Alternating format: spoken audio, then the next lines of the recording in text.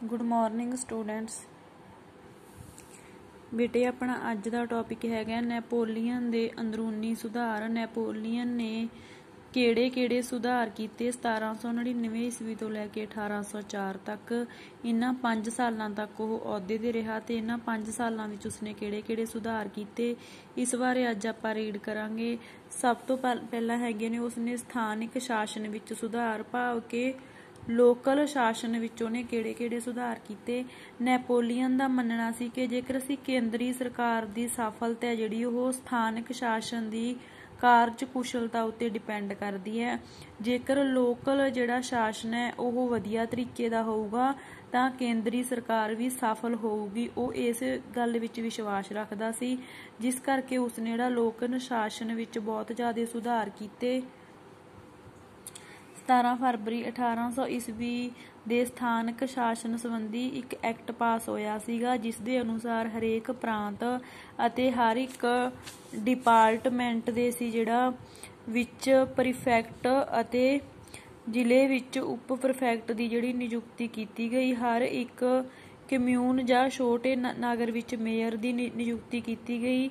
ਇਹਨਾਂ ਸਾਰੇ ਨਿਯੁਕਤ ਕੀਤੇ ਗਏ ਅਧਿਕਾਰੀਆਂ ਨੂੰ ਸੀ ਜਿਹੜਾ ਸ਼ਾਸਨ ਸੰਬੰਧੀ ਬਹੁਤ ਸਾਰੇ ਅਧਿਕਾਰ ਦਿੱਤੇ ਗਏ। ਇਹਨਾਂ ਅਧਿਕਾਰੀਆਂ ਦੀ ਜਿਹੜੀ ਨਿਯੁਕਤੀ ਸੀ ਉਹ ਯੋਗਤਾ, ਤਜਰਬੇ ਅਤੇ ਪਹਿਲੇ ਕਾਂਸਲ ਪ੍ਰਤੀ ਵਫਾਦਾਰੀ ਦੇ ਆਧਾਰ ਉੱਤੇ ਕੀਤੀ ਗਈ ਸੀ। ਨਵੇਂ ਪ੍ਰਸ਼ਾਸਨ ਅਧੀਨ ਕੇਂਦਰੀ ਸਰਕਾਰ ਦੇ ਹੁਕਮਾਂ ਦੀ ਪਾਲਣਾ ਸਾਰੇ ਦੇਸ਼ ਵਿੱਚ ਤੁਰੰਤ ਤੇ ਨਿਰੰਤਰ ਰੂਪ ਵਿੱਚ ਹੋਣ ਲੱਗੀ। ਸਿੱਟੇ ਵਜੋਂ ਜਿਹੜਾ ਲੋਕਲ ਸ਼ਾਸਨ ਸੀ ਉਸ ਦੇ ਵਿੱਚ ਸੁਧਾਰ ਹੋਇਆ ਅਤੇ ਫਰਾਂਸ ਵਾਸੀਆਂ ਨੂੰ ਲੰਮੇ ਸਮੇਂ ਪਿੱਛੋਂ ਇੱਕ ਵਧੀਆ ਸਥਾਨਕ ਸ਼ਾਸਨ ਦੀ ਪ੍ਰਾਪਤੀ ਹੋਈ। ਨੈਪੋਲੀਅਨ ਰਾਹੀਂ ਸ਼ੁਰੂ ਕੀਤੀ ਗਈ ਸਥਾਨਕ ਸ਼ਾਸਨ ਵਿਵਸਥਾ ਫਰਾਂਸ ਵਿੱਚ ਮੂਲ ਰੂਪ ਵਿੱਚ ਅੱਜ ਤੱਕ ਵੀ ਕਾਇਮ ਹੈ, ਬਟ ਫਿਰ ਵੀ ਕੁਝ ਜਿਹੜੇ ਇਤਿਹਾਸਕਾਰ ਨੇ ਇਸ ਦੀ ਆਲੋਚਨਾ ਕਰਦੇ ਨੇ। ਨੈਕਸਟ ਹੈਗੇ ਨੇ ਨੈਪੋਲੀਅਨ ਦੇ ਆਰਥਿਕ ਸੁਧਾਰ। ਬੇਟੇ ਤੁਹਾਡੀ ਬੁੱਕ ਦੇ ਵਿੱਚ ਇਹ ਇੱਕ ਪੈਰਾਗ੍ਰਾਫ ਵਾਂਗੂ ਦਿੱਤੇ ਹੋਏ ਨੇ ਆਰਥਿਕ ਸੁਧਾਰ, ਬਟ ਆਪਾਂ ਇਹਨਾਂ ਦੇ ਪੁਆਇੰਟ ਵੀ ਬਣਾ ਸਕਦੇ ਹਾਂ। ਜਿਵੇਂ ਆਪਣਾ ਆਰਥਿਕ ਸੁਧਾਰਾਂ ਦੇ ਵਿੱਚੋਂ ਫਸਟ ਪੁਆਇੰਟ ਬਣ ਜੂਗਾ ਕਿ ਕਰ ਵਿਵਸਥਾ, ਭਾਵ ਕਿ ਟੈਕਸ ਸਿਸਟਮ, ਕਰ ਵਿਵਸਥਾ। ਇਸ ਤੋਂ ਕੀ ਮਤਲਬ ਹੈ, ਜਿਹੜਾ ਨੈਪੋਲੀਅਨ ਸੀਗਾ ਉਸਨੇ ਆਰਥਿਕ ਖੇਤਰ ਵਿੱਚ ਬਹੁਤ ਸਾਰੇ ਜਿਹੜੇ ਸੁਧਾਰ ਕੀਤੇ। ਆਰਥਿਕ ਖੇਤਰ ਵਿੱਚ ਨੈਪੋਲੀਅਨ ਨੇ ਜਿਹੜੀ ਪੁਰਾਣੀ ਸ਼ਾਸਨ ਵਿਵਸਥਾ ਸੀ ਉਸ ਦੇ ਜਿਹੜੇ ਦੋਸ਼ ਸੀਗੇ ਉਹਨਾਂ ਨੂੰ ਖਤਮ ਕੀਤਾ। ਉਹਨਾਂ ਦੋਸ਼ਾਂ ਨੂੰ ਖਤਮ ਕੀਤਾ ਜਿਨ੍ਹਾਂ ਨੇ 1799 ਈਸਵੀ ਦੀ ਜਿਹੜੀ ਕ੍ਰਾਂਤੀ ਨੂੰ ਜਨਮ ਦਿੱਤਾ ਸੀਗਾ। ਸੋ ਇਸ ਦਾ ਫਸਟ ਪੁਆਇੰਟ ਹੈਗਾ ਆਰਥਿਕ ਸੁਧਾਰਾਂ ਦਾ ਕਰ ਵਿਵਸਥਾ। ਕਰਾਂ ਦੇ ਵਿੱਚ ਜਿਹੜੀ ਇਕਸਾਰਤਾ ਲਿਆਂਦੀ ਗਈ ਅਤੇ ਹਰ ਇੱਕ ਵਿਅਕਤੀ ਦੀ ਜਿਹੜੀ ਸਮਰੱਥਾ ਦੇ ਅਨੁਸਾਰ ਕਰ ਦੇਣ ਦੀ ਜਿਹੜੀ ਸ਼ੁਰੂਆਤ ਕੀਤੀ ਗਈ ਕਿ ਜੇਕਰ ਕੋਈ ਜ਼ਿਆਦਾ ਅਮੀਰ ਹੈ ਤਾਂ ਜ਼ਿਆਦਾ ਕਰ ਦੇਊਗਾ, ਗਰੀਬ ਤੋਂ ਜਿਹੜਾ ਘੱਟ ਕਰ ਲਿਆ ਜਾਊਗਾ। ਭਾਵ ਕਿ ਟੈਕਸ ਜਿਹੜੀ ਕਰਾਂ ਨੂੰ ਜਿਹੜਾ ਵਸੂਲੀ ਕਰਨ ਦੇ ਲਈ, ਕਰ ਲੈਣ ਦੇ ਲਈ ਯੋਗ ਅਫਸਰਾਂ ਦੀ ਜਿਹੜੀ ਨਿਯੁਕਤੀ ਕੀਤੀ ਗਈ ਅਤੇ ਕਰਾਂ ਦੀ ਵਸੂਲੀ ਉੱਤੇ ਕਰੜੀ ਨਿਗਰਾਨੀ ਰੱਖਣ ਦਾ ਵੀ ਪ੍ਰਬੰਧ ਕੀਤਾ ਗਿਆ, ਜਿਸ ਦੇ ਨਾਲ ਜਿਹੜਾ ਆਮਦਨ ਵਿੱਚ ਵਾਧਾ ਹੋਇਆ। ਤੇ ਇਸ ਦਾ ਅਸੀਂ ਸੈਕਿੰਡ ਪੁਆਇੰਟ ਬਣਾ ਸਕਦੇ ਹਾਂ ਇਸ ਪੈਰੇ ਦੇ ਵਿੱਚੋਂ ਕਿ ਫਜ਼ੂਲ ਖਰਚੀ ਤੇ ਰੋਕ। ਨੈਪੋਲੀਅਨ ਸੀ ਜਿਹੜਾ ਉਹ ਫਜ਼ੂਲ ਖਰਚੀ ਦੇ ਬਹੁਤ ਖਿਲਾਫ ਸੀਗਾ। ਉਸ ਨੇ ਫਜ਼ੂਲ ਖਰਚੀ ਤੇ ਰਿਸ਼ਵਤਖੋਰ ਅਧਿਕਾਰੀਆਂ ਲਈ ਸਖਤ ਸਜ਼ਾਵਾਂ ਸੀ ਜਿਹੜੀਆਂ ਤੈਅ ਕੀਤੀਆਂ, ਰਾਜ ਪ੍ਰਬੰਧ ਦਾ ਖਰਚਾ ਘਟਾਇਆ ਅਤੇ ਸਰਕਾਰੀ ਅਧਿਕਾਰੀਆਂ ਨੂੰ ਵੀ ਬਚਤ ਕਰਨ ਦੀ ਜਿਹੜੀ ਪ੍ਰੇਰਨਾ ਦਿੱਤੀ। ਸੋ ਉਸ ਨੇ ਜਿਹੜਾ ਫਜ਼ੂਲ ਖਰਚੀ ਘਟਾਈ, ਇਹ ਵੀ ਉਸ ਦਾ ਇੱਕ ਵਧੀਆ ਆਰਥਿਕ ਸੁਧਾਰ ਸੀ। ਨੈਕਸਟ ਥਰਡ ਆਪਣਾ ਪੁਆਇੰਟ ਆ ਜਾਊਗਾ ਯੁੱਧ।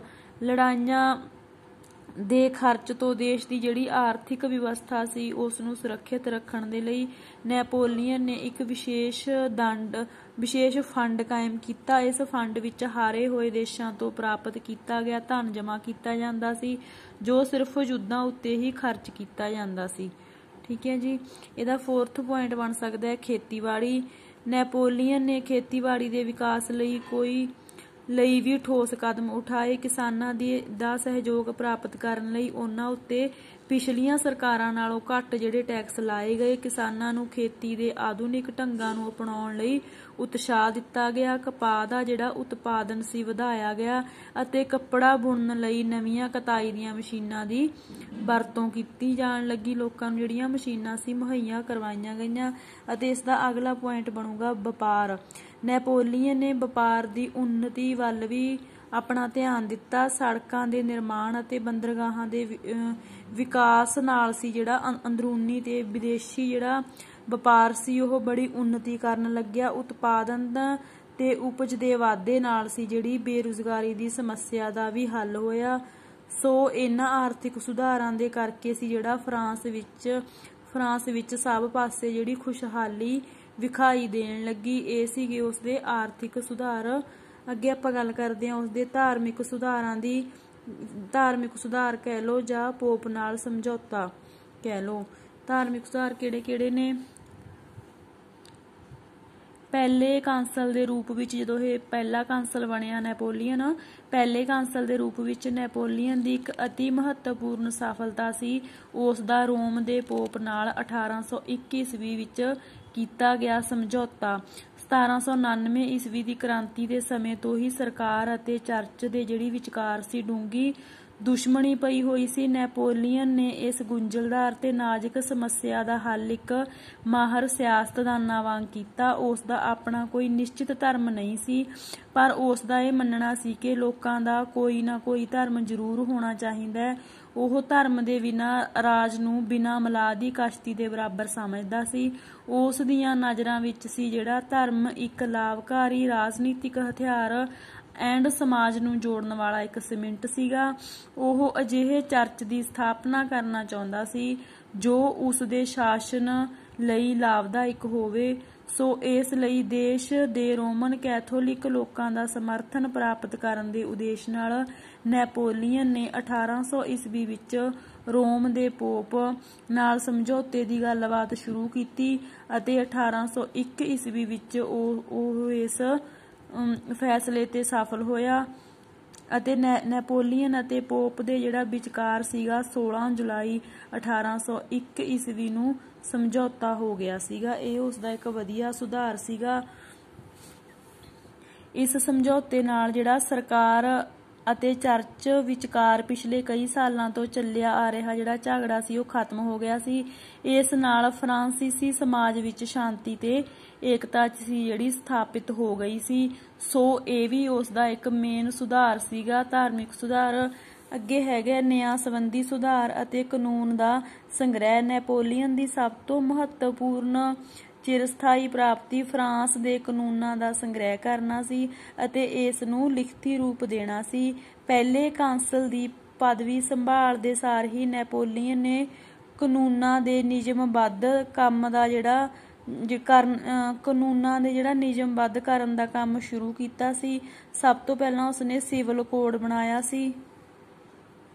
1804 ਈਸਵੀ ਵਿੱਚ ਸੀ ਜਿਹੜਾ ਸਿਵਲ ਕੋਡ ਤਿਆਰ ਹੋਇਆ। ਇਹ ਕੋਡ ਇੱਕ ਸੰਖੇਪ, ਸਪਸ਼ਟ ਤੇ ਸਿਲਸਿਲੇਵਾਰ ਨਿਯਮਾਂ ਦਾ ਜਿਹੜਾ ਇਕੱਠ ਸੀ। ਇਹ ਆਮ ਸਮਝ ਤੇ ਤਜਰਬੇ ਉੱਤੇ ਆਧਾਰਿਤ ਸੀ। ਨੈਪੋਲੀਅਨ ਦਾ ਵਿਚਾਰ ਸੀ ਕਿ ਇਹਨਾਂ ਕਾਨੂੰਨਾਂ ਨੂੰ ਇੰਨਾ ਸੌਖਾ ਬਣਾਇਆ ਜਾਵੇ ਕਿ ਸਧਾਰਨ ਆਦਮੀ ਇਹਨਾਂ ਨੂੰ ਪੜ੍ਹਦਿਆਂ ਸਾਰ ਹੀ ਇਹਨਾਂ ਦਾ ਭਾਵ ਸਮਝ ਸਕੇ।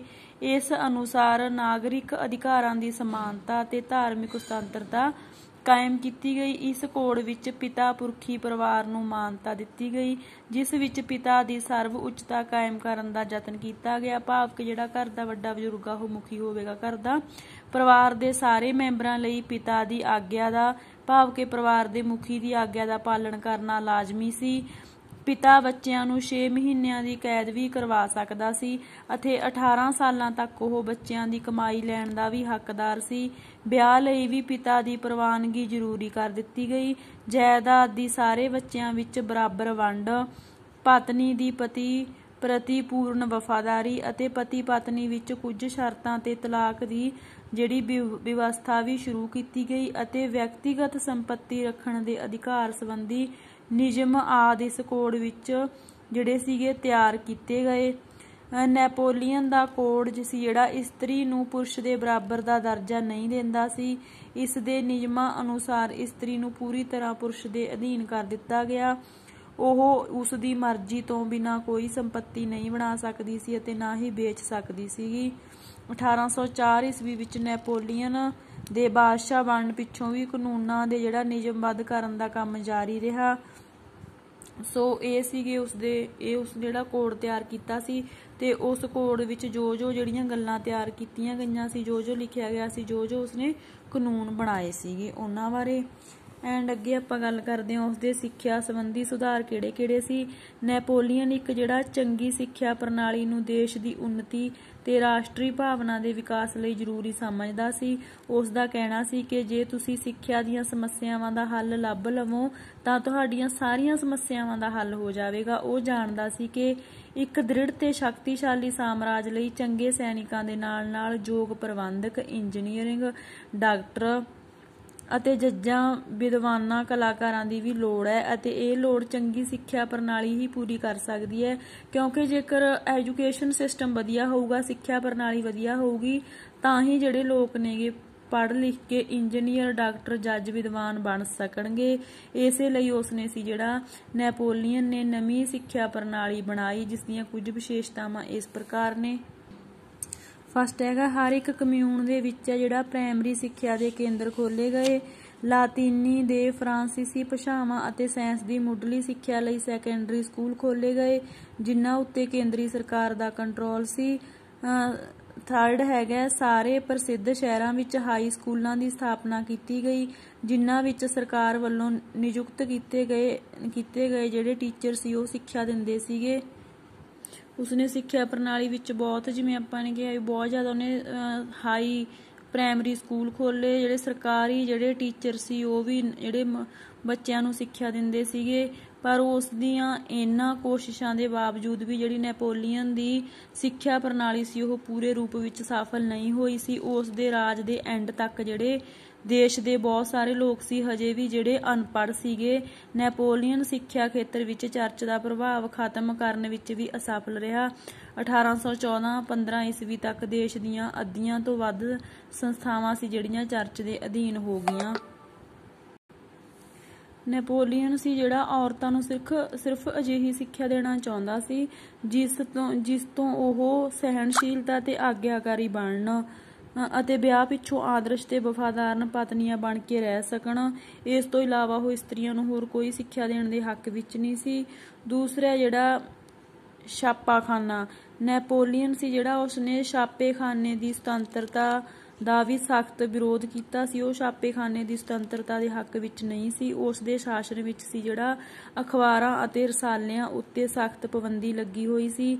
ਸਾਰੀਆਂ ਕਿਤਾਬਾਂ ਦੀ ਛਪਣ ਤੋਂ ਪਹਿਲਾਂ ਪੜਤਾਲ ਕੀਤੀ ਜਾਂਦੀ ਸੀ ਤਾਂ ਜੋ ਉਹਨਾਂ ਵਿੱਚ ਉਸ ਦੀ ਸਰਕਾਰ ਦੇ, ਉਸ ਦੇ ਰਾਜ ਦੇ ਵਿਰੁੱਧ ਕੁਝ ਨਾ ਲਿਖਿਆ ਹੋਵੇ।